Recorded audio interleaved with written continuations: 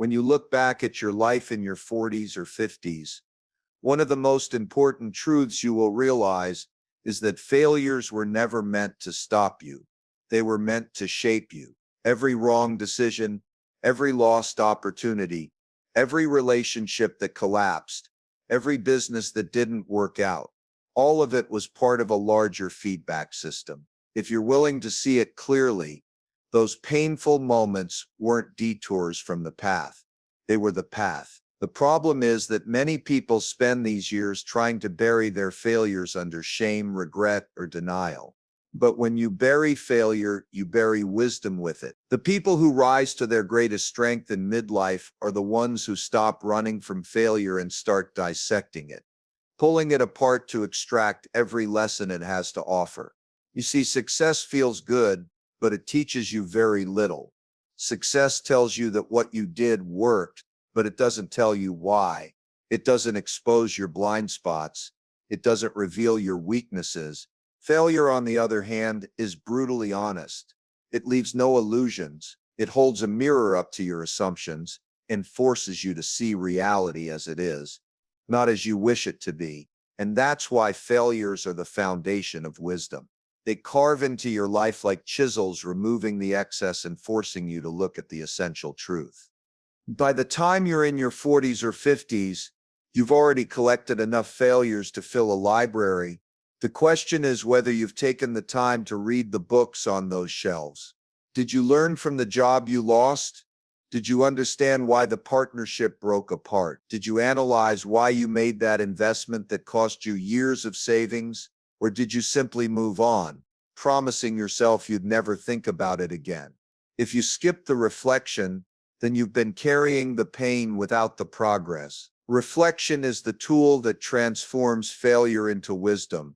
Pain without reflection is just suffering. Pain with reflection becomes growth.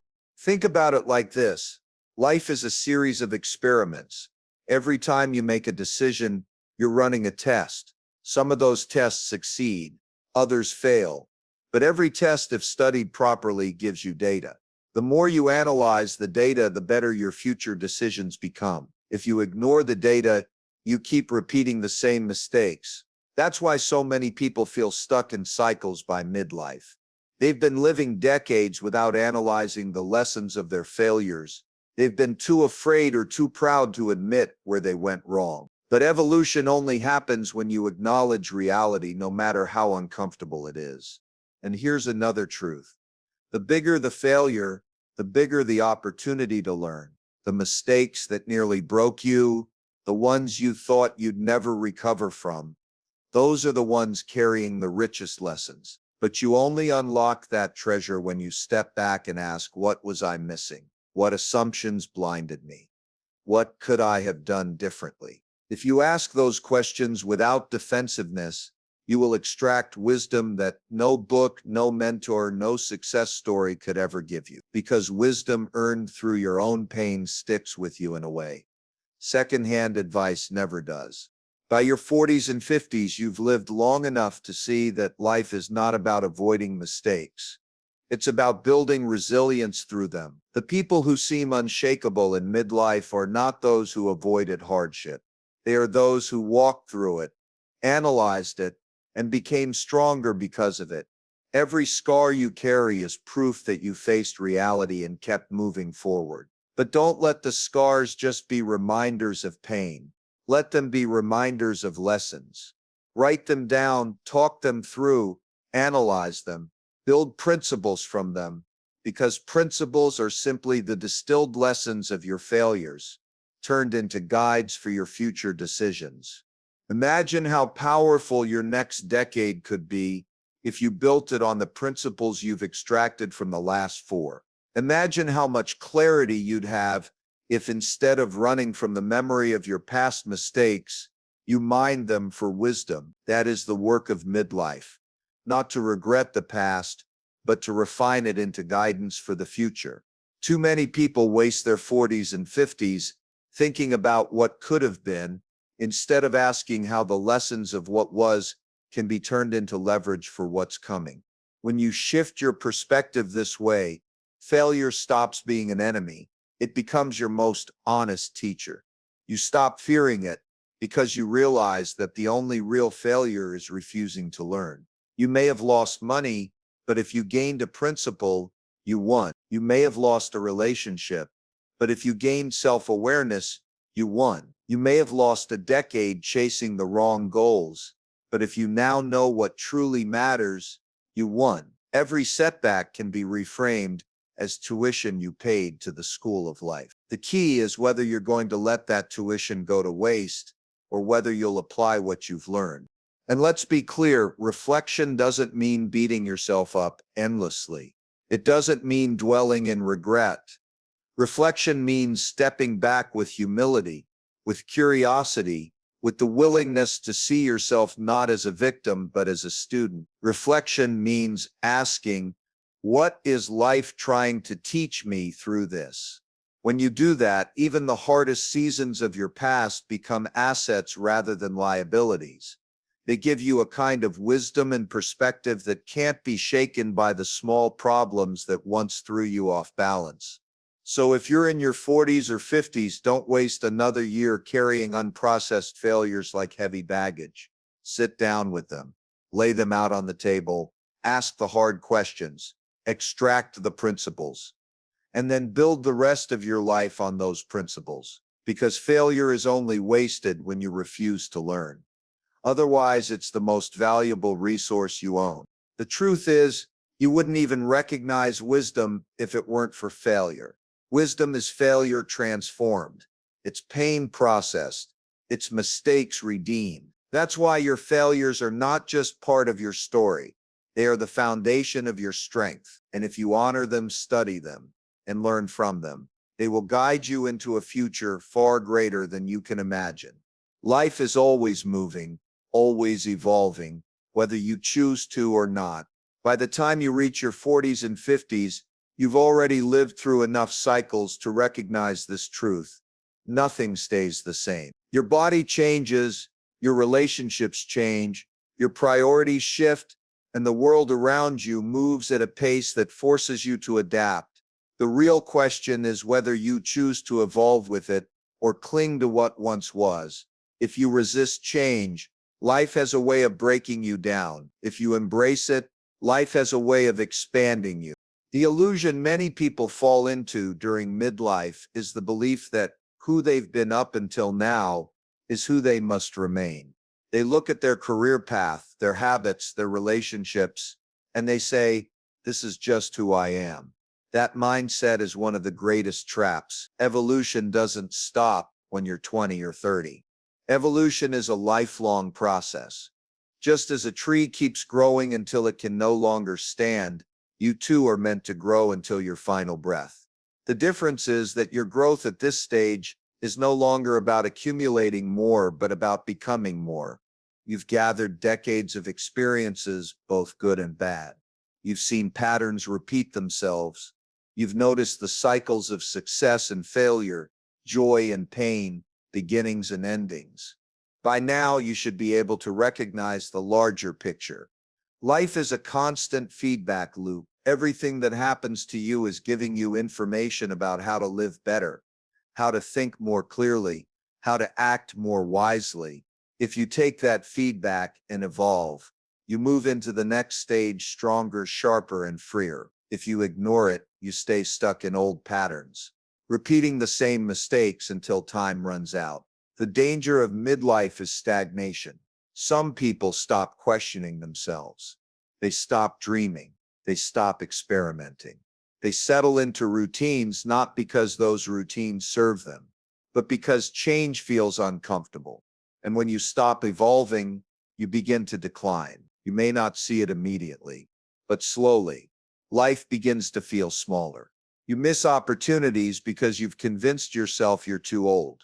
You let your health slip because you think the damage is already done. You stop pursuing new relationships because you assume the meaningful ones are all behind you. This mindset is poison. It cuts you off from the very thing that gives life meaning, growth. But here's the truth. Your 40s and 50s are not a time to shrink. They are a time to redesign. At this stage, you finally have enough self-awareness to know what matters, and enough experience to see through the illusions that once distracted you. In your 20s, you might have chased status. In your 30s, you might have been consumed by proving yourself. But now in midlife, you have the clarity to ask, what is truly important to me? What kind of life do I want to live from here on? That clarity is your greatest asset, and it's wasted if you don't act on it. Evolution in midlife often requires letting go. You may have to let go of an identity that no longer fits you. Maybe the career you built for 20 years is no longer aligned with your values. Maybe the relationships you've maintained out of habit are draining you instead of nourishing you. Maybe the goals you once obsessed over now feel shallow and meaningless. Letting go is hard because it feels like loss, but in reality, it creates space for something better. Growth always requires shedding what no longer serves you. Just as snakes shed their skin and trees shed their leaves, you must shed the outdated versions of yourself to make room for the person you're becoming. Think about the times in your life when you resisted change versus the times when you embraced it. When you resisted, it probably led to frustration, stagnation, maybe even bitterness. When you embraced it, even if it was painful at first, it likely led to breakthroughs, new opportunities, and greater freedom. The same principle applies now. Evolution is non-negotiable. You can fight it, but you cannot avoid it. The only choice you really have is whether to evolve consciously or unconsciously. Consciously evolving means you deliberately examine your life, identify what needs to change, and take steps toward becoming who you want to be. Unconscious evolution means waiting for life to force you into change through crisis, loss, or pain. One path is proactive, the other is reactive. Both lead to growth, but one is far more empowering. When you deliberately evolve, you align yourself with reality instead of fighting against it. You stop saying, I wish it were different, and start asking, how can I adapt to what is? That shift is powerful because reality always wins. If you deny it, it crushes you. If you accept it and work with it, it empowers you. For example, aging is real. Your body changes. You can deny it and let it decline, or you can accept it and build habits that make you stronger, healthier, and more resilient than you were in your. Technology is changing the way the world works. You can resist it and get left behind, or you can embrace it, learn new skills, and create opportunities for yourself that didn't exist before. Relationships evolve too. You can cling to ones that no longer work, or you can adjust, grow, and form new ones that fit who you've become. The beauty of midlife is that you now have the wisdom to guide your evolution with intention. You've seen what doesn't work. You've learned what drains you. You know what brings you peace and what creates chaos. That knowledge is priceless. Use it. Don't let these decades be about coasting. Let them be about refinement. Strip away what doesn't matter. Focus on what does. Create systems and habits that support the person you want to be for the next 20 or 30 years. And remember, evolution doesn't always mean grand gestures. Sometimes it's small adjustments that create massive change over time. It could be changing the way you respond to conflict. It could be developing the discipline to care for your body. It could be setting boundaries in relationships. It could be finally pursuing the dream you put off because life got in the way. Every small change compounds just like interest. The earlier you start making them, the greater the impact you'll see in the years to come. The truth is, you are not the same person you were at 20, and you will not be the same person at 70 that you are now. The only question is whether the future version of you will be sharper, wiser, and more fulfilled, or bitter, stagnant, and regretful. That outcome is determined by whether you choose to evolve deliberately. So if you're in your 40s or 50s, ask yourself what needs to change, what needs to be let go of, what version of you is trying to emerge. Listen to the answers and act on them. Because evolution is not optional, life will push you forward one way or another. The sooner you embrace it, the more powerful and meaningful your journey becomes. When you reach your 40s and 50s, you start to understand something that often escapes people in the earlier decades of life. Achievements fade, but relationships endure. Titles, money, status, possessions, all of them are temporary. They can be lost, replaced, or forgotten. But the quality of your relationships, the people you love and the people who love you, form the core of your life's meaning. At the end of the day, you can't laugh with your bank account, you can't share your struggles with your job title, and you can't find comfort in your list of accomplishments. Only people, real, genuine connections can give you that. The danger is that many people spend their first decades chasing the wrong scorecard. They believe success is measured by career milestones, financial achievements, or the recognition of others. They sacrifice nights with family to stay late at the office. They miss important moments with their children. In pursuit of business goals, they maintain surface-level friendships because they're too busy chasing the next win. And by the time they reach midlife, they look around and realize they've accumulated achievements, but neglected the very relationships that would have made those achievements meaningful. When you reflect deeply, you begin to see that relationships are not just part of life, they are the measure of life.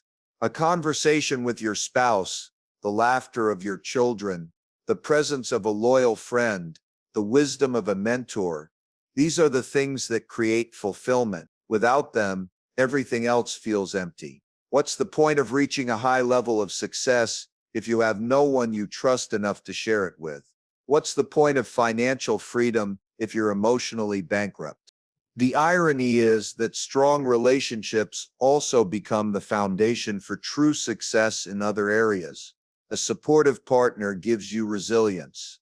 A trustworthy friend gives you perspective. A mentor or community gives you wisdom. These are the invisible assets that multiply everything else you do. And yet, they're often the most undervalued investments people make.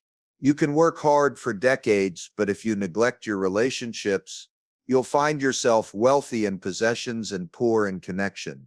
By the time you're in your 40s and 50s, you have enough history to see clearly which relationships truly matter. You've seen who stood by you when life fell apart and who disappeared. You've learned that quantity doesn't matter, quality does.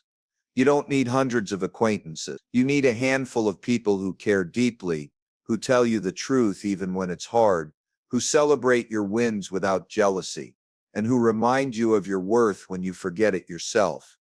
Those people are rare, and once you identify them, they must become your priority. This is where many people make a mistake. They assume strong relationships sustain themselves. They think love will always be there without effort, or that friendship doesn't need intentional investment. But relationships, like everything else in life, either grow or decay. If you don't nurture them, they weaken. If you don't invest time, attention, and energy, they wither. That's why midlife must be the season of deliberate relationship building. Just as you would design a financial plan or a career strategy, you must design how you invest in your relationships. Ask yourself, when was the last time you had an uninterrupted conversation with your spouse where you weren't distracted by phones or responsibilities? When was the last time you sat down with your children, not to give them advice, but to really listen to their thoughts, fears, and dreams? When was the last time you reached out to a friend without needing anything, just to let them know you value them? These small actions compound. Neglect them and the distance grows. Invest in them, and the bond strengthens. The truth is that relationships also teach you some of the most important lessons of life. They reveal your blind spots, they hold you accountable, they force you to grow beyond your comfort zone. A difficult conversation with a spouse can teach you more about humility and empathy than any book. A long friendship can show you what loyalty looks like in action. A child can remind you what pure honesty and curiosity feel like. These are lessons that no amount of success or achievement can replace. Another powerful realization is that relationships are also mirrors. The people you surround yourself with reflect the values you've chosen. If you're surrounded by people who drain you, discourage you, or constantly pull you into negativity, that's not just about them, it's about what you've allowed into your life. Midlife is the time to be intentional about who you give your energy to. Protect your inner circle, build boundaries around your peace. Choose to spend your time with people who align with your values, who challenge you to grow and who celebrate who you're becoming. You've probably already seen what happens when people neglect this principle. Maybe you've known someone who climbed to the top of their career only to end up lonely and bitter, or someone who sacrificed their family for ambition and now carries regret. These are cautionary tales, not because ambition is wrong, but because achievement without connection is hollow. The lesson is simple. Don't wait until the end of your life to realize what truly matters. Don't wait until it's too late to repair the relationships that give life its deepest meaning. Sometimes that means making hard choices. It might mean apologizing for years of neglect. It might mean rebuilding trust that you broke. It might mean letting go of relationships that are toxic and investing more deeply in ones that are life-giving. It might mean prioritizing family dinners over late-night work sessions. Whatever it takes, the investment is worth it, because in the end, the quality of your relationships will define the quality of your life. Think about the final chapters of your journey. No one will stand over your grave talking about your promotions or your possessions. They'll talk about how you made them feel.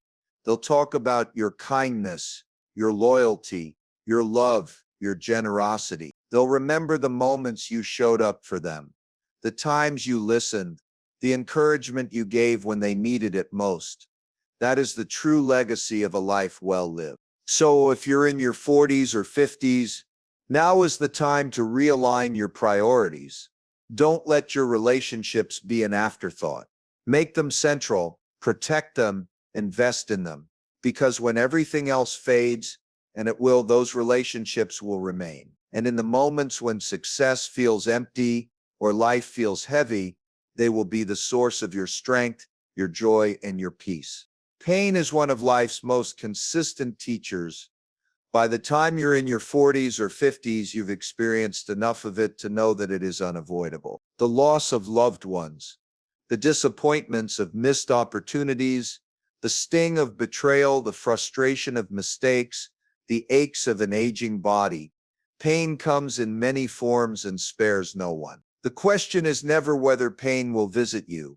The question is what you will do with it when it comes. Some people spend their lives trying to numb it, avoid it, or run from it, but that only delays growth. The real power comes when you choose to reflect on it. Pain combined with reflection becomes progress. Think back on some of the hardest moments of your life. Maybe it was a failure that shook your confidence. Maybe it was a divorce or a broken relationship. Maybe it was financial ruin or a health scare, or simply the quiet pain of realizing that time has moved faster than you thought. At the time, it may have felt unbearable, but if you look closer, those painful moments gave you insights you wouldn't have gained otherwise. They stripped away illusions. They forced you to see what truly mattered. They exposed what needed to change. The pain itself wasn't the gift. The reflection that followed was, without reflection, pain is just suffering. With reflection, pain becomes wisdom. The challenge is that reflection requires humility and honesty. It's easy to blame others or to sink into self-pity. It's harder to ask, what is life trying to teach me here? What responsibility do I need to take? How can I use this experience to grow stronger, wiser, more resilient? These are not comfortable questions, but they are transformative ones. The people who thrive in midlife are the ones who stop wasting pain and start processing it. Every setback becomes raw material for building a better version of themselves. By your 40s and 50s, you've had enough cycles of pain to see that it often comes before breakthroughs. That's because pain signals that something isn't working. It forces you to confront reality. Maybe your habits are unsustainable. Maybe your relationships need to change. Maybe your priorities are out of alignment. Pain is the feedback loop of life. And if you treat it as information instead of punishment, it can guide you to a much stronger place. But you only extract that value through reflection. Without it, you're doomed to repeat the same mistakes. Reflection doesn't mean overthinking or drowning in regret. It means stepping back with clarity and asking yourself what the experience reveals. It means noticing patterns in your life, times when the same type of pain has repeated itself, and asking why. Maybe you've had multiple jobs that ended badly. What's the common denominator? Maybe you've experienced repeated breakdowns in relationships. What blind spots might you be carrying? Reflection forces you to see not just what happened, but why it happened and how you can avoid it in the future. Some people confuse reflection with dwelling. Dwelling keeps you stuck in the past, replaying the pain without growth. Reflection moves you forward by turning the past into fuel for the future. The distinction is critical. Dwelling weakens you. Reflection strengthens you. One keeps you chained. The other sets you free. When you reflect properly, even your deepest wounds can become sources of clarity and purpose. Pain plus reflection also deepens your empathy. When you've suffered, you understand suffering in others. You see it differently. You become less judgmental, more compassionate, more willing to help. That empathy is one of the most valuable qualities you can carry into midlife. It strengthens your relationships. It improves your leadership, and it gives you a deeper sense of meaning. Without reflection, pain hardens people and makes them bitter. With reflection, pain softens people and makes them wise. Another gift of reflection is resilience. Once you've walked through pain and processed it, future challenges don't shake you as easily. You realize you can endure more than you thought. You gain confidence in your ability to adapt. Pain teaches you that you are stronger than your fears, and reflection solidifies that lesson into a principle you carry forward. That's why some of the strongest, calmest, most grounded people you meet in their 40s and 50s aren't those who avoided pain, but those who endured it and reflected on it. If you want to see the opposite, look at someone who never reflected on their pain.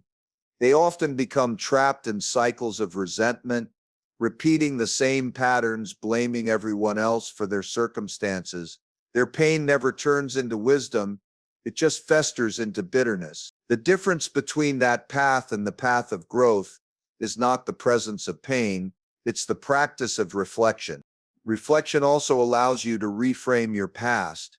Experiences you once saw as purely negative can be reinterpreted as necessary steps in your evolution. That job you lost may have pushed you toward a path that aligned more with your purpose. That relationship that ended may have taught you boundaries and self-respect. That financial hardship may have taught you discipline and resilience. With reflection, you can look back and see not just what you lost, but what you gained. This shift in perspective is powerful because it frees you from regret. Instead of resenting the past, you use it as a foundation for your future. To practice reflection, you need space. In a world that rewards constant motion and distraction, creating time for reflection feels unnatural. But it's essential. It could be through journaling, where you write honestly about your experiences. It could be through conversations with trusted mentors or friends who challenge you to see what you might be missing. It could be through solitude, taking time away from noise to sit with your thoughts. However you do it, the key is to make it intentional. Reflection doesn't happen automatically. You must create the conditions for it. By midlife, the habit of reflection can change the entire trajectory of your remaining years. Instead of dragging your pain like a weight, you convert it into energy that pushes you forward. Instead of fearing future pain, you face it with confidence, knowing it carries lessons you can use. Instead of living in regret, you live with gratitude for the wisdom your experiences have given you. The truth is, pain will always find you, no matter how much you try to avoid it. But progress is not guaranteed. Progress is earned when you meet pain with reflection. Pain by itself can crush you, but pain reflected upon can transform you. And when you understand this principle deeply, you no longer see pain as the end of something. You see it as the beginning of something greater.